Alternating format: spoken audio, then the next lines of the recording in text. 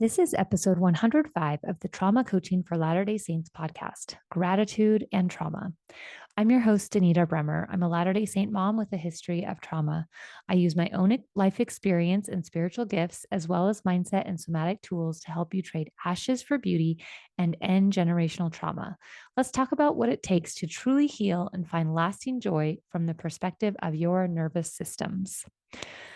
All right. So it is Saturday night after Thanksgiving. I hope you all had a fabulous Thanksgiving, that whatever is a perfect Thanksgiving in your mind is what came true this year, and that you're just basking in the beginning of the Christmas season, that you feel love and that you feel gratitude. It might be a little tacky of me to talk about gratitude right after Thanksgiving, but this idea came to my mind one morning as soon as I woke up, and it just hasn't left. Like sometime in the last week, this idea came to me and it hasn't left. So clearly, one of you needs to hear it. The reason why I think gratitude is such an amazing tool, and I know that we hear it all the time, like studies show that gratitude is something that over and over and over again shows that people are happier when they experience and practice gratitude. And I have my own theories about this. And basically, in a nutshell, I believe that gratitude keeps us open to abundance. And trauma, on the other hand, amongst other things, trauma is not the only thing, but trauma keeps us stuck in scarcity, right? So trauma keeps us feeling like not enough time, not enough money, not enough space. I'm not enough. Like there's not enoughness everywhere we look, right? But gratitude shifts us. It's a very simple shift in your mind and in your heart into there is enough and more for everyone, right? So we think that we have to kind of like step our way there. But in my experience, if you practice gratitude openly and willingly, this shift will happen for you almost like magically, right? Abundance and scarcity are both feelings more than they are anything else, more than they are results or thoughts or anything else we might call them. And feeling grateful, like not just saying, I'm grateful for my family, I'm grateful for my job, like whatever it is, right? Really touching into the feeling of that feeling of, I don't know, sitting on the couch in front of the Christmas tree with it lit up with a cup of hot cocoa. And one of those like poignant moments, that's what I call them, where you're just overwhelmed with like, this is my life and I love it so much. Now, I know that we can't all get there easily. That's totally okay.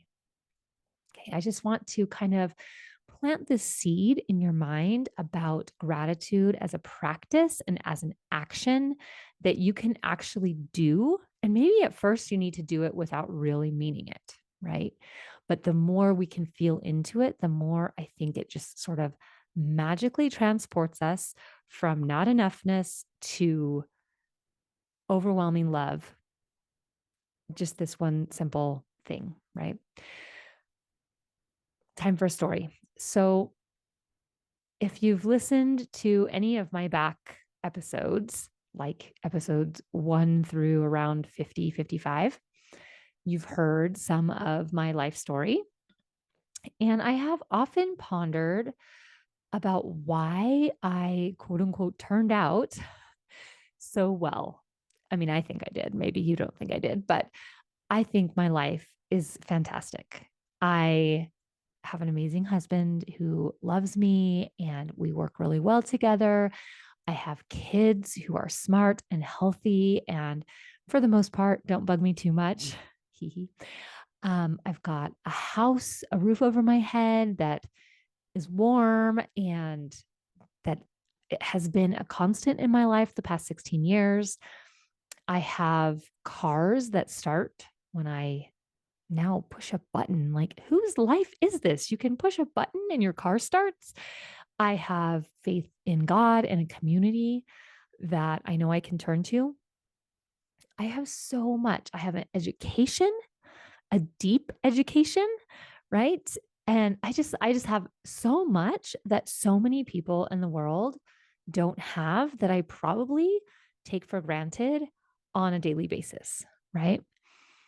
And I have often pondered how I got here because there are people in my own family, in my own extended family who they would probably say that their life is amazing also, but I don't know that they would say that they have quote unquote as much as I do. I don't know. Maybe they would. I'm not really in contact with these family members, but it's easy for me to compare what I have to what they have and realize like truly how much I have and how blessed I have been. And I'm like, what's the difference between me and how my life turned out and how my life started and them, which their lives started very much the same way as mine did? And not that I absolutely know for certain that, the feeling that they get when they think about their life is much different than mine, but they're still in the same town that I grew up in. Many of them are addicted to drugs and alcohol. Um, Many of them really struggle financially. And so I just look at some of these things, which are totally just circumstances. They're not good or bad. And I just think, how did I get here? Why didn't I go down that path instead? And I believe that one of the reasons is because I have a faith in God, which encourages me to practice gratitude on a regular basis. Not just that I have a faith in God, that I believe God is real and that He helps me and all of that, but the part of it that I practice gratitude on a regular basis. I fast once a month. I give tithing. I do things as a part of my faith tradition that keeps me in a gratitude mindset and feeling very blessed. And I think that that is a big deal. I think that we often overlook how big of a deal that really is. And when we think it's not a big deal, when we think it's just like humdrum, normal, it's not that really big of a deal, then we don't connect to it emotionally. And then it becomes less of a big deal. It becomes less effective as a tool or a practice in our lives. And I just want to offer here, because this is a podcast about trauma, that when we can be grateful for our traumas, so much will start shifting. I know this is kind of a weird idea, like grateful for the difficult things in my life. Now, that's a stretch, Danita, right? And like I said, not everyone will be able to get here easily the way I can now at this point in my life. We're all on different stages and phases and different capacities, right? So I might have a capacity in some area of my life that you don't, and vice versa. You might have a capacity in some area of your life that I don't.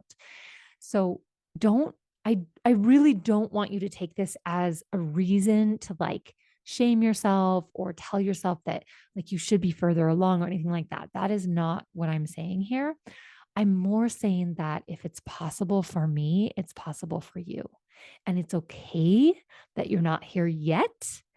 But if I can be here, at least in one or a small portion of my life, you can work toward it too. I promise you. When we can be grateful for our traumas, so much of our lives shift. I'm going to like take this outside of the context of trauma and I'm just going to talk about my kids. There was a long period of time, several years, basically from the birth of my oldest until, I don't know, 4-ish years ago, maybe 3 years ago, even, where I loved my kids, but I don't know that I could have honestly said I was grateful for them. I was struggling so much and shaming myself so hard in my motherhood that it was a stretch for me to say I'm grateful for my kids. Like I could say it on a very basic general level like yes, I'm grateful to have my kids. Like I can't imagine any one of my kids not being here, not being in my life, right? But to like really connect into that overwhelming gratitude and love for them, like love in terms of I'm so grateful I have had this experience. That part wasn't always necessarily easy for me. And at some point along the line, I recognized that even though being a mother and the things that come along with that can be really hard at times, I was so grateful for that hard. I was so grateful. Like, I'll take the hard any day. Don't take my kids away. Right. And earlier in my motherhood, I don't know, I might have been able to rationalize that part away. And it really helped me to, like, in a moment where things were difficult, where maybe I was frustrated or I just wanted to like walk away from everything, it helped me connect in to the reason why I had kids in the first place and the reason why I love each of them individually. I don't know. I almost feel like I can't quite put it to words, but it shifted something in me. It like shifted a baseline that made the hard times easier. Not easy, but easier. I wanted to mention my husband and my son watched across this holiday weekend Creed and Creed 2. These are two movies. They're kind of Rocky Balboa movies from the 80s, right? They're like a version 2 of those. Um, a young man whose dad was a boxer but died before he was born. He grew up, his mom actually also died. And so he hopped around foster care system. And then his dad's wife, because he was an illegitimate child, his dad's wife brought him in and raised him. And it's kind of his story of trying to follow in his father's footsteps, trying to prove himself separate from his father. And especially in the second movie, Creed 2, you could really see the trauma, the generational trauma that was passed on to him and him struggling. And actually in Creed 2, there's a Russian kid who wants to box him and so he does, but he does it for the wrong reasons and he loses and he gets really hurt. And then later in the movie, he boxes him again. And of course, this time he wins because he's doing it for the right reasons. But this Russian boxer, he's boxing because his father is like forcing him to. And it's like about like honor and, the people will love us again kind of thing. And it was so fascinating to watch these movies. I apologize if I have spoiled it for you, but it's not typically the kind of movie I would watch. It was just so fascinating to watch these characters and to see the trauma and the generational trauma that they were battling and overcoming it or not overcoming it. And at the end, there, watching the main character beat this Russian boxer in the boxing ring, my heart actually really went out to the Russian boxer character. I don't think that that is what the creators of the movie really intended. I think they wanted your heart to stay with the main character, with Creed.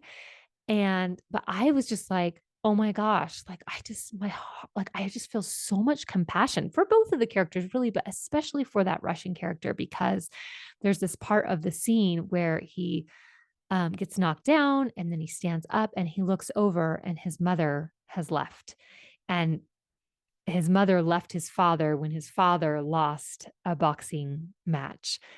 like 20 years before, right? And so he was kind of like watching his mom and like, does she approve? Does she not approve? And when he saw that she had left, you could just see it, like the life just went out of him, like the drive went out of him. And I just felt for that character so much, like so much compassion, like watching a boxing movie and like tears are coming to my eyes. And I thought, man, if I can feel this much compassion for a fictional character that is supposed to be like the bad guy in the movie, right? The antagonist, I really am meant to be a trauma coach. And I just felt this moment of like, I am on the right path and feeling gratitude for my own life experiences that have been really difficult that have put me here now, right? Just feeling gratitude for those things that I would be a different person if not for those difficult, really hard, traumatic experiences. I like I said, it just shifts so much. And I don't think you can really understand it without experiencing it. But I do think you can look forward to that, look forward to experiencing it and expecting it. Okay, so that was kind of the first thing I wanted to say was that a practice of gratitude opens us up to abundance faster than anything else and gets us out of this feeling of scarcity and not enoughness. But the second thing I wanted to talk about in relation to gratitude and trauma is this concept that I totally wish I would have known ahead of time, like way sooner in my life. It's this concept of gratitude ahead of time. And so normally when we think about feeling grateful, expressing gratitude, we think of the things that we already have or the things that we've already experienced, right? Like, I'm so grateful this Thanksgiving was low key and chill and relaxing, right? So it's like something that happened in the past. Or I'm so grateful that I have a warm home that feels safe that my family can live in, right? It's like a thing that I already have. We don't talk very often about gratitude ahead of time, like saying, maybe you have a goal. I'm just trying to think of a goal here. My goal in the next year is to impact 20 people with my coaching. So next year at this time, I hope to look back on the year, this future year ahead of me, and to say something like, I'm so grateful that these 20 people have come into my life and I've been able to impact them. Right now, I haven't yet done it. I haven't yet impacted 20 people in the next year because this is in the future. But as a practice, I can practice feeling grateful for things that have not yet come to fruition. Okay. And here's why this is so powerful. Your brain doesn't know the difference between what is actually happening now, like I'm sitting here in my office recording a podcast for you all, and what I maybe could imagine to be happening, right? So I could sit here and close my eyes and imagine myself in a year from now sitting at the microphone, still recording a podcast and talking about how grateful I am for the clients that I have had this last year, mind you, 2023 Thanksgiving, and for the impact that I've been able to make. How grateful I am for the things that I've been able to learn, for the relationships that I've been able to cultivate, right? For things that I haven't yet done yet. But if I imagine them as if they have already happened, I have impacted 20 people. I have a small group or a group coaching program that is accessible to many people. I coach one on one privately with people. And those two things combined, I've been able to impact 20 people this year. Do you see how I'm saying it as if it's in the present tense, even though it's in the future?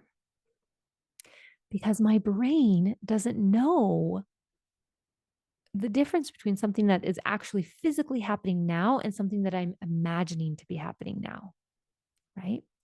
And the key is that the emotional part, the actual touching into how does that feel if I imagine it had already happened, that's the part your brain doesn't attach like a date and a time or a timeline to, right?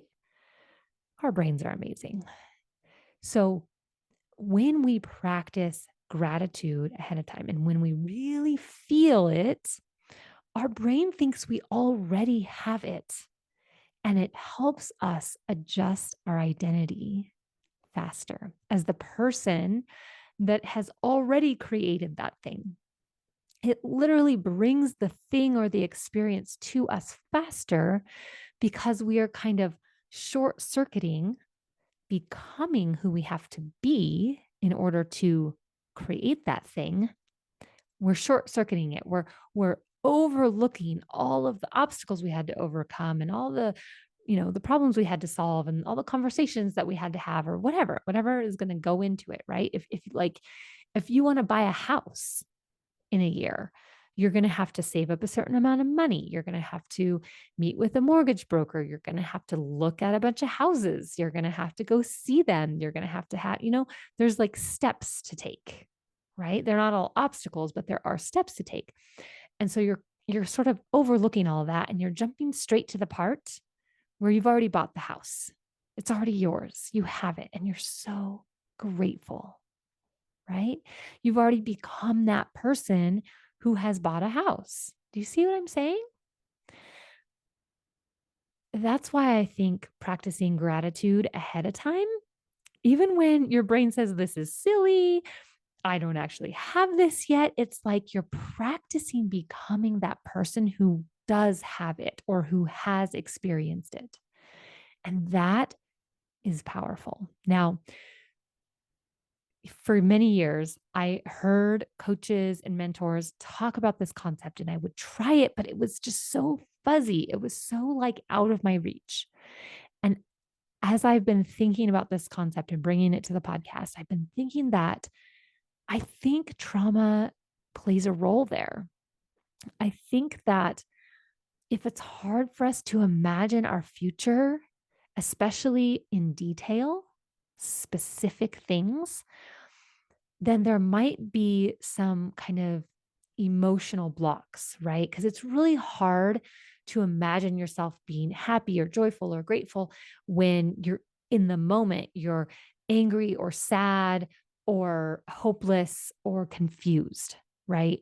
So, whatever emotion is the strongest, that's going to be the emotion that kind of like rules your life or, the top three ish emotions. So if it's really hard for you to imagine this, I kind of find that sometimes it's easier to imagine like in 10 years, I want, this many children or this many grandchildren, or I want to serve a mission, or I want to, be just about retired. Like there are certain kind of milestones that might be easier to think about in the future.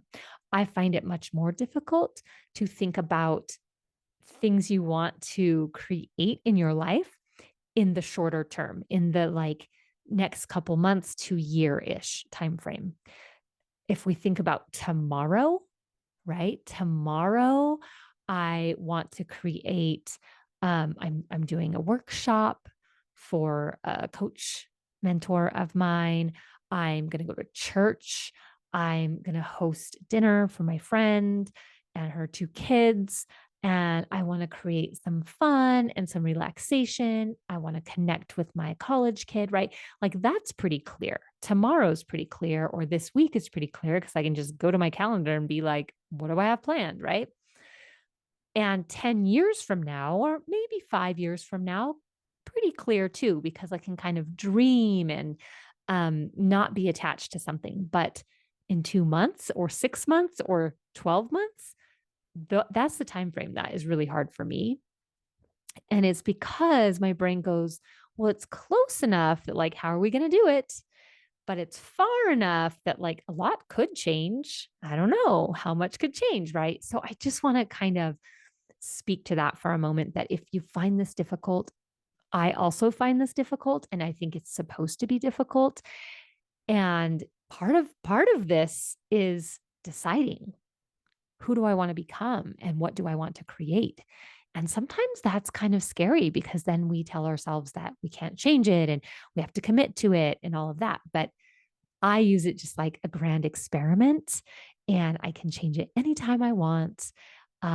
It's just more like pushing myself to make decisions for now and to be as specific with them as I can. Okay.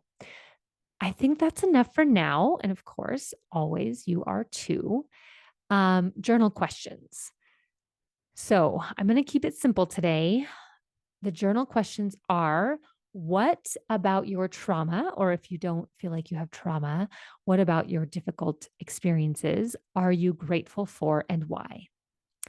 And the second and final question is: what thing or experience would you like to bring into your life in the next year? Can you write out gratitude statements now as if you already have it, like in the present tense? Okay. And of course, you can go to the show notes, click the link in the description of the show for today's episode. If you want a PDF download, paper and pen is always more useful for me. Don't forget that we're doing drop-in coaching, pay what you want, even if that's nothing. Actually, today, Monday, November 28th, 12:30 p.m. Mountain Time. So if you want in on that, drop me an email, or I'll also drop the link so that you can stay in the loop about future sessions. And that will automatically email you the Zoom information. All right. I think we're good for today. The impact I'm making in the world grows best by word of mouth. Would you please share this episode with someone this week? And if you're ready to address your own trauma with my support, go to danitabremmer.com to schedule a free trauma assessment call. Until next time, go be yourself and follow the spirit.